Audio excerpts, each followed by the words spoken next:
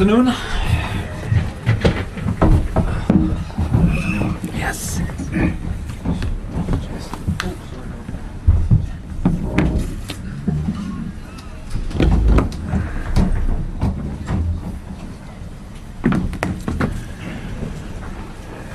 We'll go around in our usual order and take any questions afterwards, up to 2 questions each. Lee, if you want to start us, please. Hi, Daniel. Considerations. What was your thoughts on the display, ultimately the result, and how much of a step back is it important to remember the overall progress it's made recently, I suppose? Yes, first of all, congratulations to Arsenal. Deserved win today. So today, I have to say we have to accept that the better team won this game. Of course, we were also realistic before. We faced today the best side currently in Europe. There are reasons why this team is sitting top of the table in the Premier League, why this team is the best team currently in Europe, 8 wins out of 8 Champions League games. And of course, you need a perfect day in order to give yourself a chance, and also a bit of luck that this side is then perhaps not there with their best day and not super effective. Yeah, but today, sadly, we didn't have our very best day, and they were on it from the first to the last second. And for that, they deserve to win this game, and we have to accept their quality today. We have to say congratulations, they were better, and for that, there's not too much to overinterpret into this game. How's Carl Darlow after that? Obviously, goalkeepers come in the spotlight, don't they, when they make mistakes and stuff. And Arsenal are a threat at set pieces, but I mean, what would you say about him overall? Yes, overall, of course, he's disappointed with the situation. I think in general the key was today we didn't find the solution to create chances against them, to score goals. Whatever we did today, they in the first half found against all our processes always an answer. So we changed on the base formation in the second half. We brought different type of offensive players on. We brought many offensive thinking players on as well. But whatever we did, they always had an answer today. We were not really able to create chances. This was the first part of our game. Second part, against the ball. In the first half, out of the game, I can't really remember a chance for them. But obviously, set pieces are also a big topic for them. I think we gave a few too many away.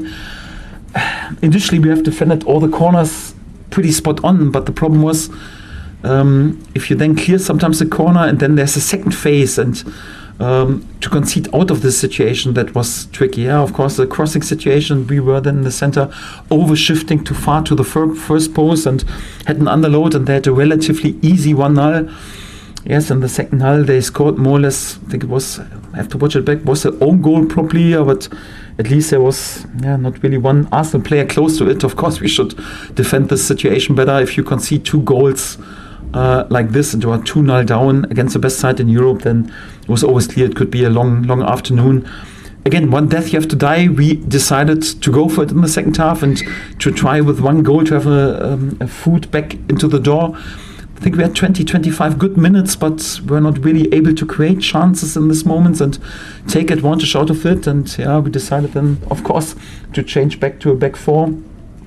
Of course, then it's more or less the gaps were a bit bigger for the offensive players, and then Gyökeres and especially also Jesus with unbelievable movement for the 4th goal showed then their quality and what they can do if they have a bit more space. And for that, again, so their offensive quality was better today. Of course, we could have defended the situation in the first half better. To be 2-0 down was, of course, the key, because otherwise we wouldn't have to take more risk and could have stayed a bit more solid. But once you're 2-0 down and you're in a home game, it's not like we wanted to accept just the 2-0. We still wanted to go for it, and for that, yes, no too many hard feelings today, and just congratulations to the quality that Arsenal shown today. Sure. You've already got 4 senior goalkeepers at the club. Has there been any discussion this month about strengthening even further there? Because clearly Lucas and Carl have neither really cemented themselves in your mind as the first choice here. Our board knows exactly my feelings, but I think what we should do, and during this window, and I mentioned several times, I won't speak publicly too much about my opinions because it makes the market just more difficult. And for that, sadly, I can't answer honestly the question anyhow. So of course, we're always looking to improve the squad and to bring quality players in, and especially on positions where we are perhaps a bit weaker anyhow. So that's for sure. But I don't want to speak too much about this because I concentrate on the players that I have available and try to be there with the best possible decisions. How did you hope to hurt Arsenal today? What was the game plan? How do you think you might? To be flexible, like we were also against Everton. Obviously, we wanted, of course, also like with our wing backs, to open them a bit over the wings. They had good solutions to close us down. Then, whenever their central midfield players were jumping, we wanted to use this also with an overload in the center. But the last ball was also defending forward and denied these opportunities. We wanted then, of course, also to use sometimes a bit more pragmatical style with using Dominic, but was always clear that this would be difficult against headers like Gabriel and Saliba. So we wanted to be flexible. And of course also like want to go for it and have many winnings of the ball in their half already. Yeah, but against all these topics, more or less for quick counter attacks, they had always good solutions. Was out of all processes that we tried, Arsenal today always had the answer, and also when we changed the base formation and tried then to play with different angles and in different areas, they had a good answer. So you have to say their quality today against the ball and as a whole team also to defend, was on the top level. And just have to say congratulations to them today. We were not able to find our offensive opportunities. Daniel, what was the message to the lads after full time? Yes, also that, of course, they should take the disappointment from today, but we won't overinterpret this game. And also, there is not much to analyze. It's more or less like to say, come on, they were the better side, and we accept that Arsenal today was the better side. And this type of game is not season-defining. Yes, you can't accept as a promoted side that each and every time you face a top or big name, like against Liverpool, 2 times a draw, against Chelsea a win or whatever. Yeah, sometimes there's also a game against one of the big names when you lose the game. This happened today. Doesn't take the disappointment in the first instance away, but it's also nothing that we will speak about in the next 3 or 4 days. We'll put this game pretty quick to bed, and from tomorrow on we concentrate only on Nottingham here on Friday evening. Yeah, just on that, how important is it that your players do just sort of put this to the back of their minds with the big game ahead on Friday? Yes, important, because whenever there's a loss, and also deserved loss, and it's important not to dwell on that. For that, we draw a line pretty quickly and move on. Well, your supporters at the end, Daniel, they also really got behind you when you played at the end of the day. That's important, isn't it? Yes, outstanding. Also big compliments to our supporters, because like us, they were also disappointed, but they also felt anyhow that, okay, today the quality of Arsenal was a bit too good, and I think it was also appreciation of what we've done in the last month and even the last 1.5 years. And our home record speaks for itself. Our performances at home, also in the away games, but also especially at home, speak for itself. And it's a good feeling that they are also in this moment are having the back of my players, and we have a great unity throughout the club. And having a home game so quickly as well, that's flipping around that. Yes, of course, for a promoted side it's always important, especially at home to have a fortress. And yes, to have the next home game then on Friday evening, floodlights are on, can't be much better, but won't be an easy game. So it's still a difficult game, and we have to prepare in the best possible way. We face again a side also was qualified last season for Europe, has spent lots of money on the transfer market, and in terms of individual quality, it's definitely a really good side, and we have to be back at our very best to give ourselves a chance to win the next point. Nobody else? Yep. Daniel, you said that Arsenal are the best in Europe in terms of Champions League. Do you think they'll win the league from what you've seen today? That's difficult to say, and each every top side is also different. You can't really predict what happens, for example, on Champions League level, because the Spanish side, Bayern Munich, they also have chances, and it's more or less the same in the league. So it's just obvious, if you are top of the league after this amount of game, there are reasons for it, and you deserve it in Europe and also in the Premier League. And for that, at the moment, they have the best possible solution. But it's also important to keep the nerves and the run in, to show this consistency further on, to show this consistency also when important Champions League games will be on. So this week they had a bit the advantage, more or less, that they could rest their first team. Would have been a bit easier for us if they would have played with their first team more or less during the week, but there will be also difficult games upcoming, but they definitely have a chance this year, that's for sure. All good. Thank you very much. Thank you.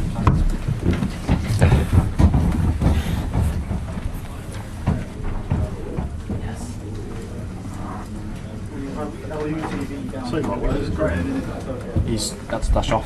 Oh, is he okay? Yeah, I think it's because he's a bit. Oh, right, fair enough. Thanks, mate.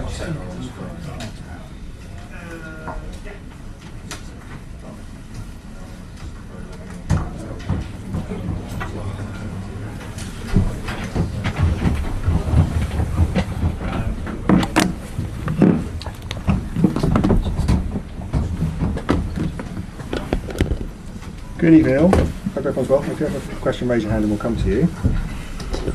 If we're all ready, we'll kick off with Alex on the BBC. Hi Mikel, congratulations. 4-0 win, only their third loss at home here in the Premier League this season, so how pleased are you with that? Well, very, very happy obviously. A very impressive performance, a very impressive result, and in the context that we've done it, we knew about the difficulty of the game and the opponent that we're facing with the recent form and the style of play that they have at the moment, the energy that the stadium brings, and then the fact that after 3 results that didn't go our way in the league, we really wanted to show how much we wanted it, and I think we certainly done that today. Talks about Farke had to come out Yeah. of the warm. What is the issue you have there? So in the warm-up he had a little niggle, he wasn't comfortable to start the game, so immediately we made a decision to make that change and bring Noni in, and he was ready because you cannot do that in 2 minutes. The way he prepares, the way he's waiting for opportunity, I think it paid off today because he really impacted the team. Charlie, for some? Are you pleased for Noni though? Because he's had to wait for it, be patient, to make an impact like that. Just shows the strength that you've got. And then of course you bring on Martinelli and he sets up a goal as well. I mean it's incredible what you can call on. Yes, but that's only possible if those players are with the right mindset. And we talked before the game, it's going to be a long game. We're going to have to navigate through different moments in the game, and we're going to need everybody fulfilling the role that it has on the day. And I think the players executed that incredibly well. Sam, Telegram? Okay, you mentioned the context of the 3 previous league games. Was that as much today about mentality and sort of answering some of those questions from the outside? No. Mentality is good, and the mentality, I mentioned it to you, to play with that level of enjoyment about where we are, and then with the conviction to believe in what we do, how good we are, and that we can beat any opponent. And we certainly done that, but then you have to show the quality as well in this league to do it, and it came out in great ways from different players as well. You started with Kai in midfield. What was the sort of the thinking behind that and Martin going to the bench? Sorry? You started with Kai today. Yeah. What was it? Bukayo, I understood. Sorry, no, Because of the type of game that I expected as well, and how aggressive and direct they've been recently, and I believe that the game was going to allow us more spaces, and the temperature will come down in the second, third part of the game, and that's what we could have changed the game with different qualities in the team. Tom from Reach? Mikel, just on Martin, who came off, he was involved in the 3rd goal, he set up the 4th goal. Considering there's been a lot of talk around him recently in his form, you must be delighted to see him respond in that way. So happy the way he reacted, but in general the team and obviously certain individuals is normal. The opinions, the noise is part of that. What we can control is what we can do, how much we want it, and trying to get the best out of yourself and the team in every moment. The rest, it's is not possible, and we don't have to be judged on that because it's nothing else that we can do apart from giving our best. Yes, Sam, very much. Hi Mikel, with all the noise around the 3 games without winning the league, what does it show about your team in terms of the fact that when they were ahead, they foot on throat and got 4 past leads and didn't actually step up the gas? Well, it's very impressive, but we talk about that noise, but it was a great noise as well. The fact that we were the first team in the Champions League to win in a row. That's a lot of noise, but very positive one. But we want to talk always more about the other noise. The other noise is part of that. The expectation is to win every game. We compete against incredible opponents, and we know that's the case. But that has to fuel your energy and desire to win more than anything else, in my opinion. And with Martin, obviously, he comes onto the pitch and had a great impact on the play. Does that sometimes, though, show, in terms of the wider context, that no player's position is safe, as in the captain, even he can be on the bench? It's not safe, it's that the role can change because the game has different needs and we play every 3 days, and the fact that you can contribute and help the team to win from a different angle, I think it's a great thing to understand. Not so easy in certain players, but Martin and the rest is certainly done that today. James, ESPN. Mikel, you restricted Leeds to just 3 shots. Their XG was very low, 4.15. How important is it that the team gets back to that defensive resilience and that level of control? Yeah, well, it's something that we want. You always have an opponent in front of you that is going to test that, and you have to execute the actions and be very, very consistent if you don't want to concede nothing. And really impressive because it's a really tough team to restrict them to that. And between all of us, we've done it. Okay, the last couple first. Hi, Mikel. You had some nice words to say about Leeds after August. Yeah. You've had 2 very good results against them this season, but nevertheless, how difficult have been to play against? Very them? difficult. Do you think not got enough to stay? I think so, and I think what they've done, I think, is very smart. I said it is really tough. They are really well organized. They have threat. They have quality. They have a lot of variation in relation to game context to play in different ways. And they have an amazing stadium with a beautiful atmosphere of football that brings the level of the rest of the team to a really difficult level to match. So I hope they do. Thank you. Just to follow on that, you've been around the country this season, around Europe as well. Is that one of the most hostile atmospheres you've faced this season, would you say? No, the word, I would say beautiful football atmospheres. I mean, when you talk about the tradition and the history of this league, this kind of stadium, this kind of atmosphere and people, that's what it makes it unique. So it's a joy to play football in these kind of grounds, these atmospheres. Yeah. Okay, everyone. Good night, everyone. Thank you. Take care.